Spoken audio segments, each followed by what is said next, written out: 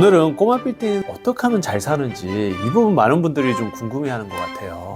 여러 가지 요소가 있는데 대표적인 몇 가지만 오늘 좀 얘기를 나눠볼까요? 상권에 대해서 먼저 얘기 좀 나눠보겠습니다. 보통 상권이라고 하면은 우리가 크게 낮 상권, 그리고 오피스 상권이라고 그러죠. 그리고 밤 상권, 먹자 상권이라고도 하고요. 그리고 항아리 상권. 낮 상권인 오피스 상권을 말씀을 한번 드려보면은 우리가 도심에 있는 걸 얘기했을 때 토지는 종류에 따라서 1종, 2종, 3종, 준주거, 준공업, 일반 상업지역 용적률이나 뭐 건폐율에 따라서 여러 가지 토지를 나눠볼 수가 있는데 상업지일수록 당연히 좋고요. 왜냐면 상주 인구가 그만큼 많으니까요. 그렇죠. 일종일수록 상주 인구가 적기 때문에 낮상권에는 불리한 부분이 있다. 보통 우리가 강남이 됐든 뭐 서울 주요 지역을 보면은 2종, 3종이 투자처로는 그나마 많을 겁니다. 그래서 오피스 상권인 경우에는 3종이 유리하고요. 그 다음 말씀드릴 밤 상권. 이 부분에 있어서 왜 2종이 유리하냐면 2종과 3종의 차이는 건폐율에서도 오거든요. 낮상권에서는 2종이 좀 유리한 부분이 있다. 특히 꼬마 빌딩이 이제 대지가 작다 보니까 전용 면적이 3종이 50%가 되면은 쓰여질 공간이 너무 좁잖아요. 60% 건폐율을 가진 2종이 더 효율적이고 더 좋죠. 먹자 상권에도 신흥 상권과 전통 상권으로, 전통 상권은 우리가 뭐 흔히 말하면 명동 같은 대학가가 그렇죠. 있는 곳들은 전통 상권이라고 볼 수가 있고, 신흥 상권은 요즘에 길이라고 많이 붙죠. 무슨 길 무슨 길에서 여러 가지가 붙는데, 전통 상권은 상대적으로 안정된 임차사들이 많고요. 신흥 상권 같은 경우에는 이제 신규 임차사들이 많은데 상권의 이동에 대한 리스크는 좀 감수를 하셔야 됩니다. 그래서 이제 밤 상권은 그렇게 나눌 수가 있고요. 마지막으로 이제 항아리 상권이 있는데, 항아리 상권은 주택이 밀집되어 있는 곳에 위치해 있는 상권을 얘기합니다.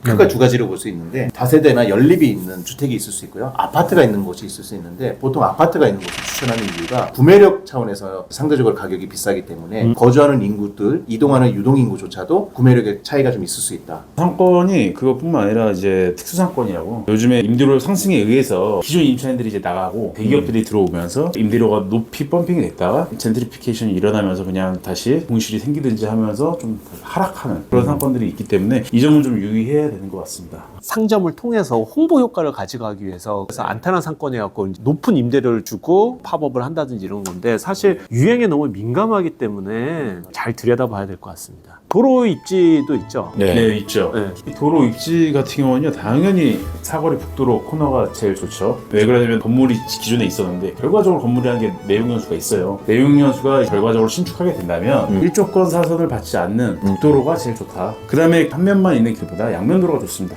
왜 그러냐면 뒤에 있는 도로라고 하더라도 상권이 양쪽이 다 형성될 수도 있지만 주차장을 뒤로 한쪽으로 뺄 수도 있는 부분들도 있고요. 그리고 또 건물 상태가 중요하겠죠. 이제 건물 상태 같은 경우는요, 저는 개인적으로 이제 연식은 숫자에 불과하지 않을까 생각을 합니다. 뭐 아무래도 신축 건물이 좋긴 하는데, 그렇다고 해서 꼭 신축을 비싸게 주고 사는 것보다 연식이 좀 되더라도 좋은 건물은 분명히 있거든요. 고급자재를 썼다든지, 그다음에 지금 지을 수 없는 정도의 뭐 연면적을 갖고 있다든지 이런 맞아요. 경우가 있기 때문에 그런 거를 좀 더 가져가는 걸 우선적으로 생각하고 있고요. 그리고 또 중요하죠, 임차인도. 건물을 사는 거는 내가 전체를 쓸 게 아니면 분명히 임대를 줘야 되는 부분도 있기 때문에, 프랜차이즈 직영점 같은 경우가 우량 임차인에 속하더라고요.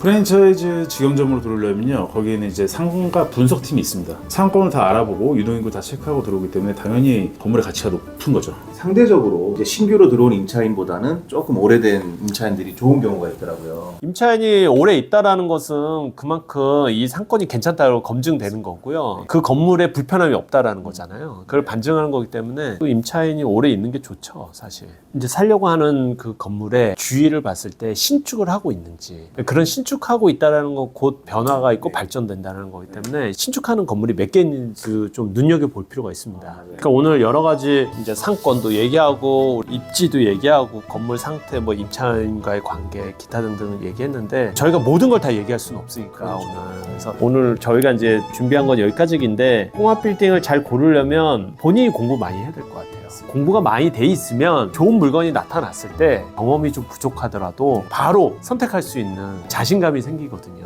후회를 덜하게 되고 실수를 덜하게 되니까 이런 것들에 대해서 좀 꼼꼼히 잘 따져보면 좋을 것 같아요. 저희 오늘 얘기한 것도 사실 저희의 주관이 일단 있는 거고, 이게 또 꼭 답이라는 건 아니지만 기본적인 지침이 되지 않을까 생각합니다. 오늘 좋은 말씀 감사합니다. 네.